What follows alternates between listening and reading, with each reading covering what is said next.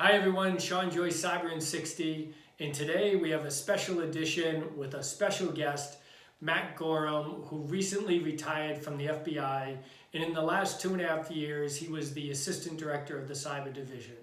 So Matt, first, welcome, but I'd like to, for you to talk to the listeners about how the FBI's cyber strategy has evolved over the last several years, and I've heard you speak and you mentioned that cyber is a team sport. If you could talk a little bit about that. Sure, I often say that cyber is the ultimate team sport, and I think the FBI recognized that in rolling out the new strategy. If you think about what the FBI is trying to do, that is imposing risk and consequence on our cyber adversaries, one of the ways to do that really is going to be those enduring partnerships. You think about the threat adversaries that we face, be they nation states or criminal adversaries from safe havens overseas, transiting global infrastructure to conduct operations against their targets. I think that really ensures that no one government agency is going to have a monopoly on the solution.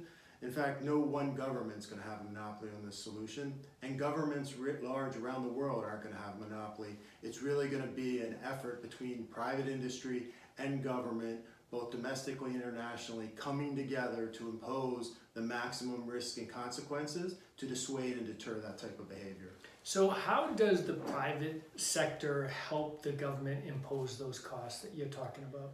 I think the private sector does a lot in that space. And you think about it, 90% of the critical infrastructure in the United States is owned by private industry, and private industry has primary responsibility for defending it. So while the government may see a piece of the threat activity, private industry is seeing the vast majority of it. And so coming together, sharing threat information, reporting when operations are conducted, that allows us to understand the threat picture much better and then impose consequences on those threat actors and dissuade, again, deter and dissuade that activity, hold them accountable, imposing some type of risk and consequence on them. So you mentioned before that cyber is a team sport.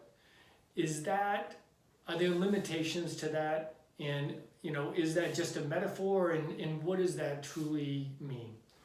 I think by virtue of the threat actors and how they conduct business, it really, there are limitations to the metaphor, but most of those limitations are self-imposed.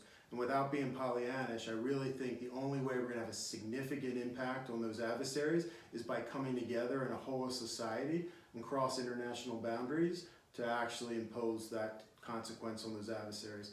Otherwise, if we're divided and the threat actors aren't, we're only going to ensure that we have to kind of repeat and repeat again.